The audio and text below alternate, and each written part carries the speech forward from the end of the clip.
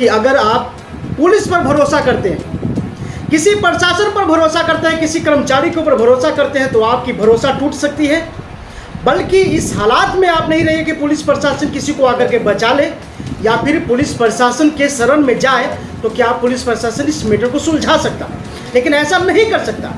Matter को सुलझाने के बजाय पुलिस डिपार्टमेंट और मैटर को उलझाना ही पसंद करते हैं। जब भी मैटर उलझेगा तो पुलिस प्रशासन को कमाई बनेगा। इसके लेकर के तमाम मैटर पर ऐसे पुलिस वाले पर्दा डाल देते हैं ना कि जैसे कोई घटना नहीं हुआ है, जैसे कोई छोट मोट घटना हो गया उसके ऊपर कोई एक्शन नहीं लिया जा रहा है। मैं आपको बताना चाहूँगा, बिहार में प्रेम प्रसंग का अररिया जिले के छोटू का चीता का आग अब तक ठंडक नहीं हुआ, तब तक जो है सीतामढ़ी के बाजपट्टी थाना क्षेत्र के अंतर्गत रतनपुरा पंचायत में घटना घट जाती है। वहाँ भी एक लड़की चंचला कुमारी की चाचा फोन करके राजू राम नाम के लड़के के बुलाता है, अपने घर बुलाता है। और राजू जब वहाँ पहुँचता है तो पहले तो बुरी तरह पीटा जाता है, मारा जाता है। उसके बाद चंचला के साथ एक मंदिर में उस लड़के के साथ शादी कर दिया जाता है। शादी के बाद फिर क्या होता है आइए मैं आपको बताना चाहूँगा। जी, मेरा नाम है संजय कुमार। इस समय हम अपने सहयोगी सत्य प्रकाश जी के रिपोर्ट के मुताबिक आपको बताने की कोशिश करेंगे। मैं आपको बताना चाहूँगा कि मंदिर में शादी के बाद चंचला कुमारी के चाचा फिर राजू को जो है बुरी तरह से मारना पीटना शुरू कर देते हैं। बुरी तरह मार पीट करके फिर उसको, जहाँ राजू का घर है छोटा भदियन, ये लगभग नानपुर प्रखंड के सीमा, लास्ट सीमा और बाजपट्टी की शुरुआत सीमा के बीच में एक भदियन पंचायत पड़ता है। वही एक छोटा भदियन गांव है जहां के स्मशान में मार करके राजू राम को फेंक दिया गया। सूत्रों से राजू की मां को खबर चला कि तुम्हारे बेटे को मार करके, जख्मी करके स्मशान के पास फेंक दिया। अब राजू की मां रोते हुए, बिखरते हुए पहुंचती है राजू के पास, जख्मी देख करके रोने लगती है। उसके बाद क्या होता है कि आनन फानन में तुरंत हॉस्पिटल पहुंचाया जाता है सीतामढ़ी, जहां से सीतामढ़ी हॉस्पिटल के डॉक्टर उसे रेफर कर देते हैं पटना पीएमसीएच।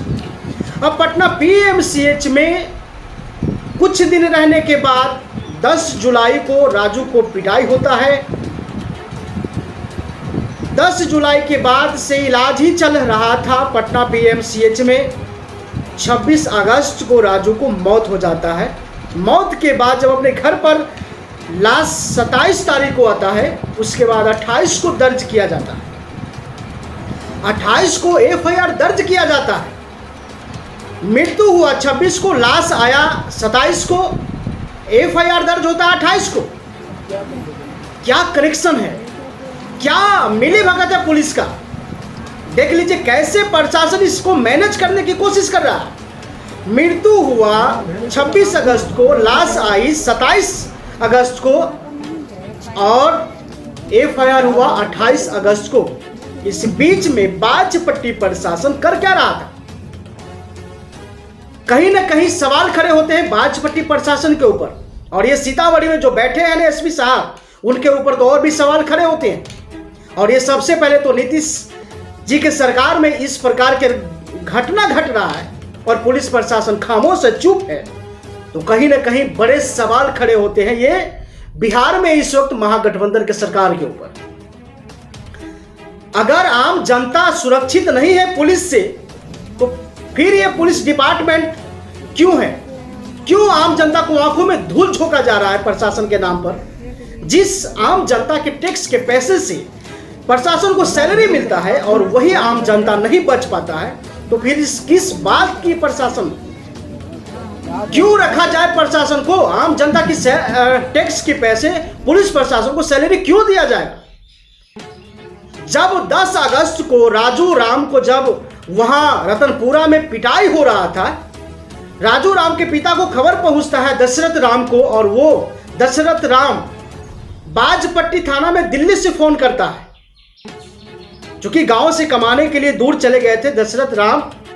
और जब दिल्ली में उसे पता होता है कि इस प्रकार की मैटर है, तो वहां से नंबर लेकर के पुलिस प्रशासन को फोन किया जाता है बाजपट्टी।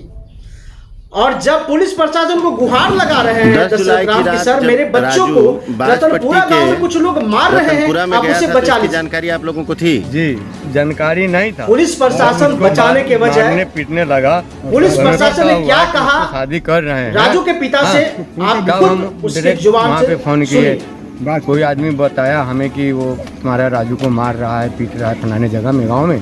तो मैं बाजपट्टी थाने को परमिशन किए, वहाँ से फ़ोन किए कि सर ऐसे ऐसे की बात है, बात यहाँ पे रतनपुरा में जाके देखिए सर, मेरा लड़का है वहाँ पे, उसको मार रहा है, बहुत वहाँ पे हालत खराब है। मुझे तो कभी कभी तरस आता है इस सरकार पर और इस पुलिस प्रशासन पर। सर 10 कभी कभी आम जनता के ऊपर भी तरस आता है, खुद सुरक्षित नहीं रह करके, खुद अपने आप को सुरक्षा नहीं रखता दारू पी के बात कर रहे थे, पुलिस प्रशासन के सहारे आते हैं हम कल आपके यही नंबर से कॉल, जिसकी नतीजा होता है कि जब पुलिस घटना घट जाता है तब पुलिस वहाँ पहुँचती है।